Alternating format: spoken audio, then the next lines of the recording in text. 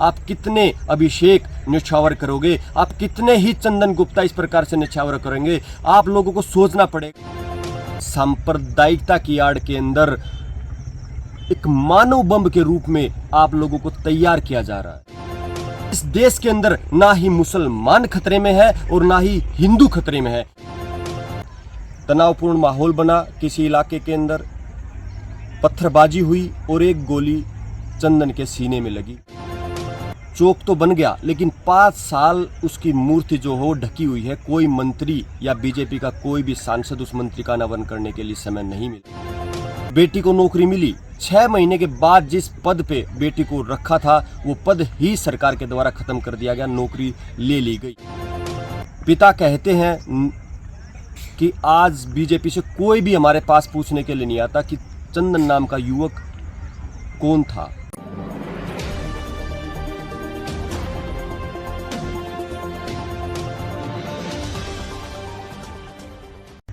मेरा सभी जितने भी विश्व हिंदू परिषद से, बजरंग दल से, हिंदू युवा वाहिनी और जो संगठन आरएसएस की तरफ से या बीजेपी की तरफ से एक हिंदुओं की रक्षा करने के लिए जो कहते हैं कि भी हिंदू की रक्षा करने के लिए ये संगठन बनाए गए हैं, आप सभी साथियों के लिए मेरा संदेश है। आप सभी को सबसे पहले मेरी हाथ जोड़ करके राम राम। सबसे पहले मैं अपनी बात शुरू करने से पहले जो हमारे भाई हैं पानीपत से अभिषेक नूरवाला जी, जो कि मेवात में हुए दंगे के अंदर अपने प्राण न्यौछावर कर चुके हैं, उनको श्रद्धांजलि देता हूं, अर्पित करता हूं। और अपनी बात कहने से पहले एक वाक़या जो कि 26 जनवरी 2018 को यूपी के कासगंज इलाके के अंदर हुआ था। जो लड़का चंदन गुप्ता नाम का, योगी आदित्यनाथ जी के बहुत बड़े भक्त थे। तिरंगा यात्रा उन्होंने 26 जनवरी 2018 को निकाली थी। उस तिरंगा यात्रा के दौरान ऐसी ही हिंसा हुई। परमिशन पुलिस के द्वारा नहीं दी गई थी, लेकिन विश्व हिंदू परिषद, हिंदू युवा वाहिनी और एबीवीपी के साथियों के साथ मिलकर वो तिरंगा उन्होंने निकाली। तनावपूर्ण माहौल बना किसी इलाके के अंदर, पत्थरबाजी हुई और एक गोली चंदन के सीने में लगी, जिसके कारण उसकी मृत्यु हो जाती है। चंदन के परिवार जो कि लगातार आरएसएस से जुड़ा हुआ था, वहाँ पे सांसद जी भी पहुँचे, वहाँ पर मंत्री जी भी पहुँचे। उन्होंने चंदन के परिवार की बात सीएम साहब योगी आदित्यनाथ जी के साथ करवाई। 3 वायदे चंदन के परिवार के साथ हुए: मुआवजा देने का वायदा, नौकरी देने का वायदा और चंदन के नाम पर एक चौक बनाने का वायदा। फरवरी 2023, 5 साल बीत जाने के बाद दैनिक भास्कर की रिपोर्ट के अंदर जो उसके माँ, पापा, भाई, बहन ने जो रिपोर्ट के अंदर दिखाया, 5 साल बाद मम्मी पापा ये कह रहे हैं कि चौक तो बन गया, लेकिन 5 साल उसकी मूर्ति जो हो ढकी हुई है। कोई मंत्री या बीजेपी का कोई भी सांसद उस मंत्री का अनावरण करने के लिए समय नहीं मिला उनको। उसके बाद बेटी को नौकरी मिली, 6 महीने के बाद जिस पद पे बेटी को रखा था वो पद ही सरकार के द्वारा खत्म कर दिया गया, नौकरी ले ली गई। पिता कहते हैं कि आज बीजेपी से कोई भी हमारे पास पूछने के लिए नहीं आता कि चंदन नाम का युवक कौन था, क्यों शहीद हुआ।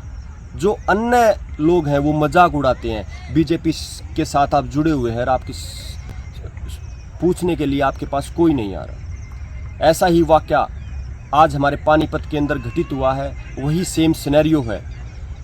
संजय भाटिया जी उस शहीद का दर्जा भी दे रहे हैं और अन्य बातें भी कर रहे हैं। विधायक जो है बीजेपी के वो भी वायदे कर रहे हैं। लेकिन मैं आप सभी विश्व हिंदू परिषद, बजरंग दल और हिंदू युवा वाहिनी या अन्य हिंदू संगठन जो भी चल रहे हैं, आप सबसे नम्र निवेदन कहना चाहता हूं कि मेरे भाइयों, सांप्रदायिकता की आड़ के अंदर एक मानव बम के रूप में आप लोगों को तैयार किया जा रहा है। आप लोगों के अंदर ऐसा कंटेंट डाला जा रहा है कि आप दुश्मन होते जा रहे हो एक दूसरे के। मैं आपसे हाथ जोड़ करके विनती करता हूं, ये सरकारें किसी की नहीं है। आप मुझे सुन रहे होंगे, कुछ साथी कह रहे होंगे कि तो केजरीवाल की पार्टी का है, उसका कोई कह देगा दलाल है, क्योंकि मुझे बोलते हैं जो साथी आरएसएस से या हिंदू परिषद से जुड़े हुए, लेकिन नहीं, मैं यहाँ किसी पार्टी का प्रतिनिधि बन के बात नहीं कर रहा हूँ। और मेरे अंदर इतनी हिम्मत भी है, अगर मेरी पार्टी का कोई शीर्ष नेतृत्व किसी भी काम को गलत करता है उसको कहने की मैं हिम्मत रखता हूँ, क्योंकि मैंने ईमान नहीं बेच रखा अपना। मैं किसी का बंधुआ मजदूर नहीं हूँ। हमारे अंदर दिमाग है, हमें वो इस्तेमाल करना आता है। आप लोगों से विनती है, जिस प्रकार के ये मुद्दे पार्टियों के द्वारा चलाए जा रहे हैं, आप इनके ऊपर संज्ञान लीजिए, सवाल कीजिए कि ऐसा क्यों हुआ। आप जो मुखिया, मौजूदा मुखिया हमारा मुख्यमंत्री है सत्ता का बीजेपी सरकार से, मनोहर लाल खट्टर जी, वो कह रहे हैं, आपको पता है कि मैं हर किसी व्यक्ति की सुरक्षा नहीं कर सकता। अनिल विज जी खुद सपोर्ट कर रहे हैं कि ये क्या हुआ क्या नहीं हुआ, इंटेलिजेंस की जो इनपुट थी उसके ऊपर कोई काम नहीं हुआ। डिप्टी चीफ मिनिस्टर कोई और बयान दे रहे हैं, असिस्टेंट चीफ सेक्रेटरी आज कुछ और बयान दे रहे प्रेस कॉन्फ्रेंस करके।